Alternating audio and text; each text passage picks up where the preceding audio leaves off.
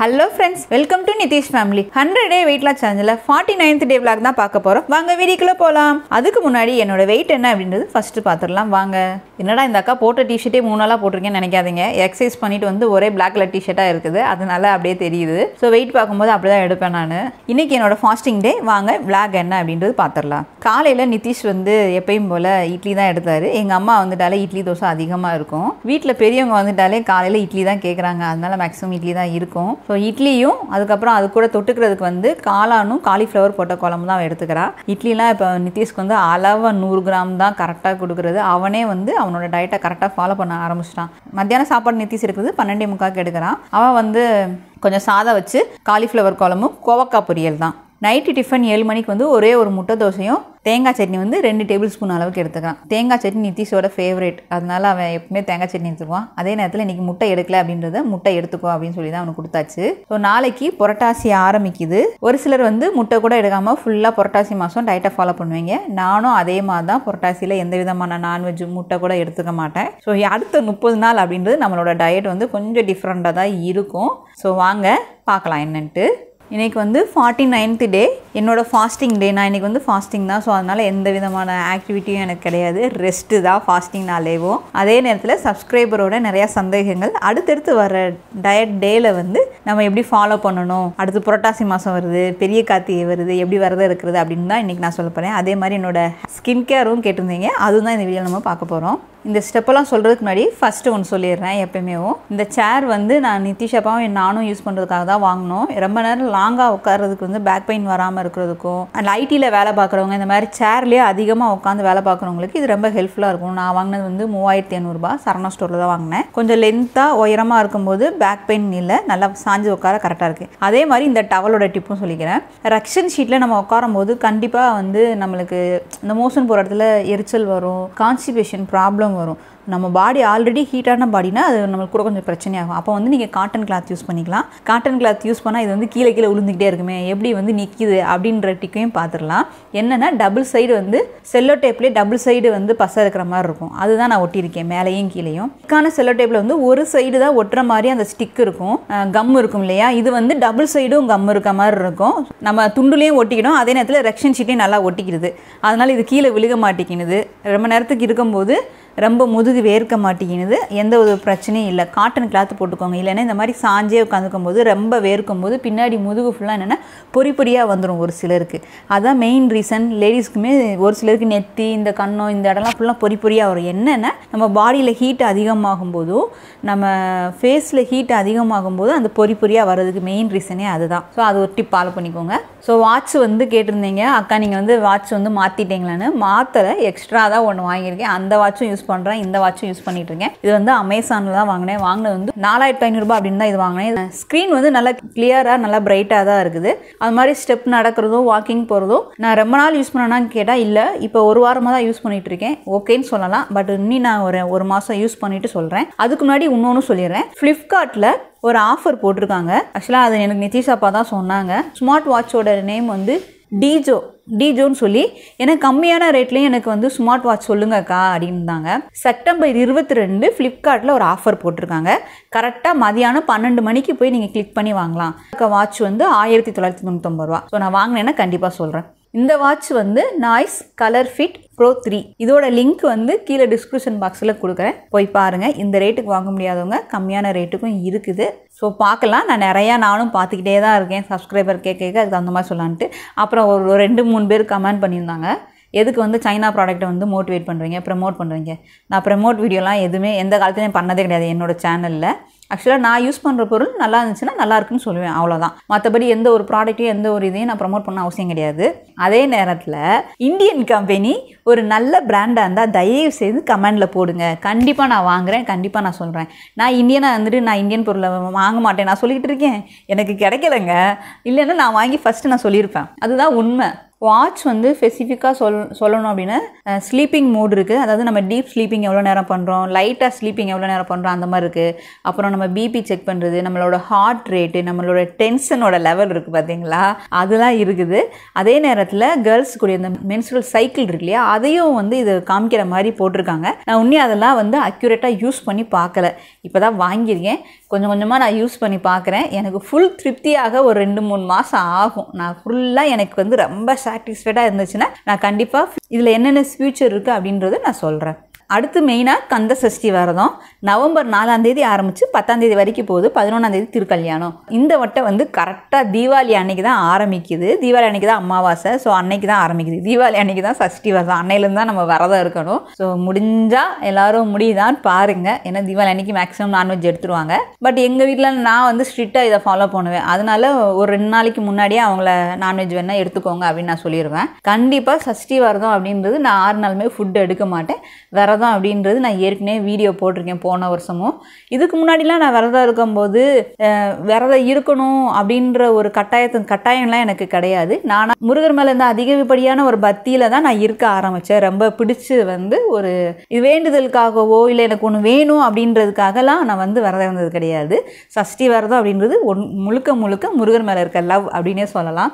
அந்த அளவுக்கு தான் நான் வந்து விரதம் இருக்க ஆரம்பித்தேன். போன வருஷம் நான் விரதம் இருந்தது எனக்கு முழுக்க அவ்வளோ சந்தோஷமாக இருந்தது. ஏன்னா நான் விரதம் இருந்த 6 நாளுமே எனக்கு சப்ஸ்கிரைபர் எல்லாருமே வந்து பயங்கர மெசேஜ், நாங்களும் இருந்தோம் அப்படின்றது. அதை விட என்ன மெசேஜ்னா, டெய்லி 4 பேர் வந்து அக்கா நான் மாசமாக இருந்தேன், நான் மாசமாயிட்டேங்க்கா. அந்த மெசேஜ் வந்து கிட்டத்தட்ட அந்த மாதம் ஃபுல்லாக எனக்கு வந்துக்கிட்டே இருக்கும்.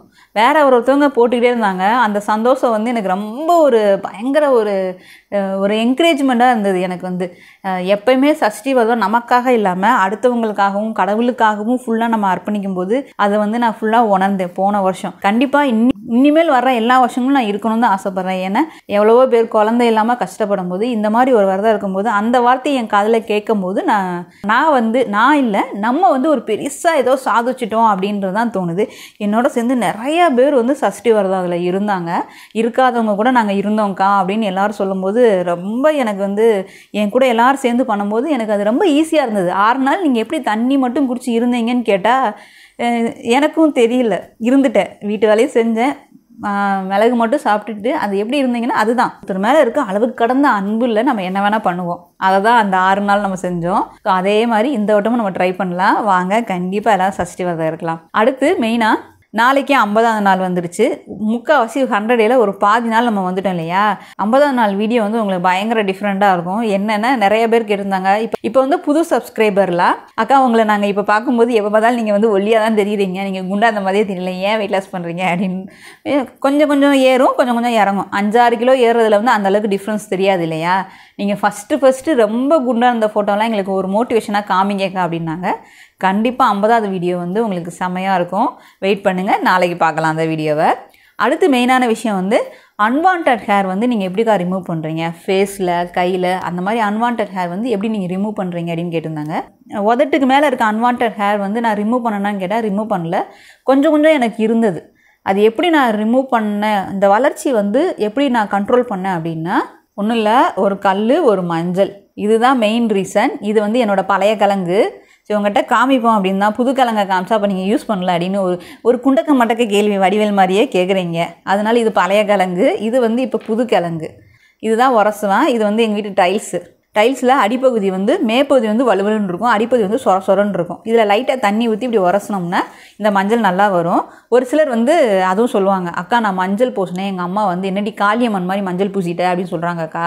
அதனால் வந்து கொஞ்சமாக உரசி கொஞ்சமாக போடுங்க. மெயினாக நான் பகல்லையும் போடுவேன், அதே நேரத்தில் சாயந்தரத்தில் நம்ம ஃபேஸ் வாஷ் பண்ணுவோம் இல்லையா, அப்போயும் நான் மஞ்சள் போடுவேன். அப்படி உங்களுக்கு மஞ்சள் போட்டால் வந்து ரொம்ப பிரைட்டாக தெரியுது, மஞ்சள் அசிங்கமாக தெரியுது அப்படின்னு நினைக்கிறவங்க ராத்திரிக்கு வந்து மஞ்சள் போடுங்க. ஃபேஸ் வாஷ் பண்ணிவிட்டு மஞ்சள் யூஸ் பண்ணுங்கள். ஸோ நம்ம யூஸ் பண்ண என்ன ஆகும் அப்படின்னா, அந்த அன்வான்ட் ஹேர் வந்து எனக்கு நல்லாவே இல்லாமல், அதாவது வளர்ச்சி வந்து கம்மியாக இருந்து நல்லாவே தெரிஞ்சது. உங்களுக்கு அதிகமாக அசிங்கமாக தெரியுது அப்படின்றவங்க நீங்கள் பியூட்டி பார்லர் போய் ஃபஸ்ட்டு த்ரெட்டிங் பண்ணிக்கோங்க. அதாவது வேர்லேருந்து அந்த முடியை எடுக்கிறது. அதை எடுத்ததுக்கப்புறம் காலையிலையும் சாயந்தரமும் இந்த மஞ்சக்கிழங்கு வந்து மஞ்சக்கிழங்கு உரசி போடணும். கிழங்கு அப்பப்போ உரசி போடணும். அதை உரசி நீங்கள் போட்டுக்கிட்டே வந்தீங்கன்னா உங்களுக்கு வளர்றது கொஞ்சம் கொஞ்சமாக குறைய ஆரம்பிச்சிடும். ஸோ எனக்கு கலர் கொடுத்ததும் இதுதான் சொல்லலாம். அதுக்கப்புறம் என்னோட பாத் பவுடரில் நம்ம அதிகமாக வந்து என்ன வெற்றி வேர் போடுறது அந்த மாதிரி இயற்கையான மூலிகைகள் போடும்போது அது வந்து அன்வான்ட் ஹேரை வளர விடாது. உங்களுக்கு அது நல்ல டிஃப்ரென்ஸ் தெரியும். போட போட உங்களுக்கு ஸ்கின் கலர் கொடுக்குறது. என்னோட பழைய ஃபோட்டோவை பார்க்கும்போது நானா இது அப்படின்னு எனக்கே ஒரு ஆச்சரியமாக இருக்குது. இந்த அளவுக்கு கலர் கொடுத்துருக்கு அப்படின்ற அளவுக்கு எனக்கே வந்து அந்த ஃபோட்டோ கம்பேர் பண்ணும்போது பயங்கர ஆச்சரியமாக ஒரு விஷயம் வந்து நானே இப்போ தான் உணர்றேன். நான் வேறு ஒன்றுமே பண்ணல. என்ன பண்ணேன்னா பாத் பவுடர் ஒன்று அரைச்சி வச்சுருந்தேன். நித்திஷ்க்கு யூஸ் பண்ணது தான். கொஞ்சம் எக்ஸ்ட்ரா பொருட்களை சேர்த்து நான் அரைச்சி வச்சுருக்கேன். அதுக்கப்புறம் இந்த மஞ்சள், இந்த 2 தான் கண்டினியூவாக நான் யூஸ் பண்ணிகிட்டு இருக்கேன். அதை யூஸ் பண்ணி பாருங்கள், நல்ல டிஃப்ரென்ஸ். அதுக்கப்புறம் கையில் இருக்க அன்வான்ட் ஹேர் வந்து நீங்கள் எப்படி ரிமூவ் பண்ணுவீங்கன்னு கேட்குறீங்க. ஸோ நான் வந்து ரொம்ப நாளாக இதுதான் யூஸ் பண்ணுறேன். ஷேவிங் ரேஷர் தான் யூஸ் பண்ணுவேன். இன்னொரு டவுட்டு வரும், இந்த ஷேவிங் ரேசர் யூஸ் பண்ணும்போது 2வது நாளே வந்து முடி வந்து குத்துமேக்கா அந்த ஒரு மாதிரி அரிக்குமே அப்படின்பீங்க. ஸோ ஃபஸ்ட்டு ஷேவிங் ரேசர் வந்து முடியை வந்து க்ளீன் பண்ணிவிட்டு அதுக்கப்புறம் இந்த ரேசர் வச்சு லைட்டாக க்ளீன் பண்ணிடுவேன். இந்த ரேசர் வச்சு க்ளீன் பண்ணும்போது முடி வந்து நல்லா டீப்பாக வந்துடும். அப்போது அந்த இடத்துல வந்து உங்களுக்கு தேவையில்லாமல் முடி வந்து அடுத்த முடி வளரும் போது குத்தாது. அதே மாதிரி ரேஸ் பண்ணுறீங்க இல்லையா, முடியை வந்து எடுக்கிறீங்க இல்லையா, அன்வான்ட் ஹேரை வந்து ரிமூவ் பண்ணும்போது அந்த இடத்துலையும் மஞ்சள் போடுங்க. அதாவது கையிலையும் 2 கால்களுக்கு ஊடாலையும் நீங்கள் மஞ்சள் போட்டு பழகுங்க. உரசு மஞ்சள் போட போட உங்களுக்கு முடி வளர்றது கொஞ்சம் லேட் ஆகும். ரொம்ப அதுக்காக முடியே வளராது அப்படின்னு நீ சொல்ல முடியாது. எந்த ஒரு க்ரீமுமே பெர்மனெண்ட்டாக முடி வளராது அந்த ஒன்றும் கிடையாது. ஏன்னா லேசர் ட்ரீட்மெண்ட் பண்ணுறாங்க, அது மூலிமா வேணால் பெர்மனெண்ட்டாக வந்து நீங்கள் முடியெல்லாம் ஆக்கிக்கலாம். பட் முடி வந்து என்னதான் நீங்கள் க்ரீம் தரனாலும் திரும்பி வளரதான் செய்யும். ஆனால் வந்து வளர்றது ஸ்லோவாக வளரலாம், தெரியாது உங்களுக்கு ஃபேஸில் அசிங்கமாக. அந்த அளவுக்கு நீங்கள் பார்த்துக்கலாம். மெயினாக அதுக்கு மெயின் ரீசன் வந்து மஞ்சள் தான். அது மாதிரி வந்து கைகள் கடியில் வந்து ரொம்ப வேர்க்கும் இல்லையா, அதனால கருப்பாகும் வைங்க. அந்த கருப்பும் ஆகாது. என்னென்ன கெமிக்கல் ப்ராடக்ட் யூஸ் பண்ணாமல் இந்த மஞ்சள் யூஸ் பண்ணி பாருங்க. அப்படி இல்லை அப்படின்னா பாசிப்பருப்பு இருக்கு இல்லையா, பாசிப்பருப்பில் மஞ்சள் யூஸ் பண்ணிக்கோங்க. மஞ்சளை அரைச்சு அதில் போட்டு பாசிப்பருப்பு மஞ்சள் 2யும் மிக்ஸ் பண்ணி வச்சுக்கோங்க. அதை யூஸ் பண்ணுங்க. ஒன்றும் இல்லை, அது பண்ணாலே போதுமானது. உங்களுக்கு வந்து பிளாக் அந்த இடம் இருக்காது. போக போக கொஞ்சம் கொஞ்சமாக பிளாக் வந்து குறைய ஆரம்பிச்சிடும். நான் 3 மாசமா யூஸ் பண்ணுறேன், பிளாக்கு குறையவே இல்லை அப்படின்பீங்க. 3 மாசத்துல தான் கண்டிப்பாக வந்து ஒவ்வொருத்தோட தன்மையை பொறுத்து இருக்கு. ஒரு சிலருக்கு லைட்டாக கருப்பாக இருக்கும், அதனால உடனே வந்து பெனிஃபிட் காமிச்சிடும். ஒரு சிலருக்குலாம் 1 வருஷம் 2 வருஷம் ஆகும். அது பொறுமையாக எதையும் செய்யுங்க, கண்டிப்பாக நல்ல ரிசல்ட் வரும். ஸோ மெயினாக வந்து என்னோட ஃபேஸ் கேர் அப்படின்றது இதுதான் ரீசன் வந்து நான் சொல்லணும். பாத் பவுடர் ப்ளஸ் உரசு மஞ்சள், இந்த 2 வந்து விடாமல் பண்ணுங்க. என்னதான் நம்ம கெமிக்கலோ இந்த மாஸ்கோ யூஸ் பண்ணுறது அந்த நேரத்துக்கு மட்டும்தான் நம்ம ஃபேஸ் வந்து நல்லா ஜொலிக்குமே தவிர பெர்மனன்ட் ஜொலிப்பு வராது. ஏன்னா நான்லாம் மேக்கப் இந்த ஃபவுண்டேஷன் இதெல்லாம் போட்டால் அடுத்த செகண்டே எப்படி தெரிவேன்னா கறிக்கட்ட மாதிரியே தெரிவேன். ஸோ எனக்கு செட்டே ஆகாது. நான் மூஞ்சி கழிட்டு வந்து இப்படியே உட்காந்துருப்பேன். நான் போடுற 3 விஷயம் வீடியோக்கு யூடியூப் வீடியோக்கு வந்து என்ன பண்ணுவேன்னா மூஞ்சி கழுவிட்டு வருவேன். அதுவுமே என்னோட பாத் பவுடர் கொஞ்சமாக வச்சு ஒரு 1/4 டீஸ்பூன் பாத் பவுடர் வச்சு லைட்டாக ரப் பண்ணி மூஞ்சி கழுவிட்டு வருவேன். வந்தனிவே ஐப்ரோ போடுவேன், இங்கே இந்த கீழே மட்டும் காஜல் போடுவேன், லைட்டாக வந்து லிப் லேனர் போடுவேன். லிப்ஸ்டிக் பண்ண மாட்டேன், லிப் லேனர் தான் போடுவேன். லிப் காஜல் லிப் லேனர் அந்த மாதிரி தான் போடுவேன். ஏன்னா எனக்கு ரொம்ப வறண்டுரும், புண்ணாயிடும், அதனால அது மட்டும் தான் போடுவேன். இந்த 3 தான் போடுவேன், மற்றபடி எக்ஸ்ட்ரா இருக்காது. ட்ரில்லுக்கு வீடியோ போடும்போது தான் ஃபுல் மேக்கப்போட அவங்க வீடியோ போட சொல்லுவாங்க. மற்றபடி யூடியூப்புக்கு எப்பவுமே போட மாட்டேன். எனக்கு வந்து மேக்கப் அந்தளவுக்கு செட் ஆகாது. மேக்கப் போட்டால் நான் கருப்பாயிடுவேன். அப்போ வந்து நான் என்ன பண்ணணும், நேச்சுரலாக கொண்டு வந்தால் தான் நம்ம ஃபேஸ் நல்லாயிருக்கும் அப்படின்றதான் நான் நேச்சுரலாக என்னோடய ஃபேஸை பிரைட்டாக கொண்டு வர ஆரம்பிச்சிட்டேன். அதுக்கு மெயின் விஷயம் என்ன தான் ஃபேஸில் போட்டாலும் உள்ளே எடுக்கிற இன்டேக், நம்ம உடம்புல எந்த அளவுக்கு கழிவுகள் இருக்கோ அந்த அளவுக்கு நம்ம ஃபேஸில் தான் அந்த கழிவுகளை காமிக்கும். நீங்கள் எந்த அளவுக்கு ஃபுட்டு ஹெல்த்தியாக எடுக்கிறது, பழங்கள் எடுக்கிறது, டெய்லி 2 வேளை ஸ்நாக்ஸ் வந்து பழமாக எடுங்க, இல்லைன்னா ஒரு வேளை சாப்பாடாகவே பழங்கள் எடுத்துக்கோங்க, அதிகமாக காய்கறிகள் எடுத்துக்கோங்க. அது வந்து நம்ம உடம்புல இருக்க கழிவுகளை வெளியேற்றும். ஸோ நம்ம உடம்புல வந்து சத்துக்கள் அதிகமாக கொண்டு வரும்போதும் உடம்புல கழிவுகள் இல்லாதப்போ உங்கள் ஃபேஸ் தான் ஃபஸ்ட்டு பிரைட்டாக காமிக்கும். அதே நேரத்தில் ஹேர் க்ரோத் அப்படின்றது செம்மையாக இருக்கும். இது வந்து நான் முழுக்க முழுக்க உணர்ந்து சொல்கிறதுனால தான் வந்து உங்களுக்கு சொல்கிறேன். நான் அடுத்து இன்னொரு மெயினான விஷயம், சமையல் வீடியோ போடுங்கக்கா, அந்த காய் செய்கிறது எப்படி இந்த காய் செய்கிறது எப்படின்னு கேட்குறீங்க. என்னென்னா எனக்கு வந்து எக்ஸசைஸும் டெய்லி போகிறோம், உங்களோட டவுட்டுக்கும் நான் எக்ஸ்பிளனேஷன் பண்ணுறேன். அதுவே கிட்டத்தட்ட ஒரு 8 நிமிஷம் வந்துடுது. அதுக்கப்புறம் நம்ம சாப்பிட்றத காமிக்கிறது ஒரு 10 நிமிஷத்தில் வீடியோ வந்துடுது. அதுக்கும் மேலே போகக்கூடாதுன்னு நான் தான் இழுத்து பிடிச்சி கட் பண்ணி நான் நிறையா பேசுவேன். நிறையா வந்து டவுட்டு கேட்குறீங்க இல்லையா. ஸோ நான் வந்து அதை நேரில் சொன்னால் எனக்கு இன்னும் கொஞ்சம் திருப்தியாக இருக்கும். அந்த கமெண்டில் வந்து என்னால் அடிக்க முடியல. ஒருத்தர் 2 பேர்த்துக்கு நான் பண்ணுறேன், அதை 10 பேர்த்துக்கு பிரயோஜனமாக இருக்கணும் அப்படின்ற போது நான் வந்து கிளியராக சொல்கிறதுக்கு எனக்கு வந்து பேசுகிறது தான் ரொம்ப ஹெல்ப்ஃபுல்லாக இருக்குது. ஸோ அதுக்கும் இந்த சமையல் போடும்போது என்ன ஆகுதுன்னா வீடியோ வந்து ரொம்ப பெருசாக தெரியுது, எனக்கு எடிட் பண்ண முடியல, ரொம்ப கஷ்டமாக இருக்குது. ஸோ அதனால் நான் ஒரு சொல்யூஷன் சொல்கிறேன், அது ஓகேவா அப்படின்னு நீங்கள் வந்து அதுக்கு எனக்கு லைக் கொடுங்க. உங்களோட கருத்துக்களை வந்து நீங்கள் கமெண்ட் பண்ணுங்கள். அப்படின்னா தான் அடுத்தடுத்து நான் வர்ற இந்த 100 டேல 50 டேஸ் வந்து எல்லாத்துக்குமே ஹெல்ப்ஃபுல்லாக இருக்கும். அதே மாதிரி இன்டர்மிட்டன்ட் ஃபாஸ்டிங் வந்து எப்படிக்கா இருக்கிறது, அதையும் நீங்கள் டயட்டில் செஞ்சு காமிங்கன்னீங்க.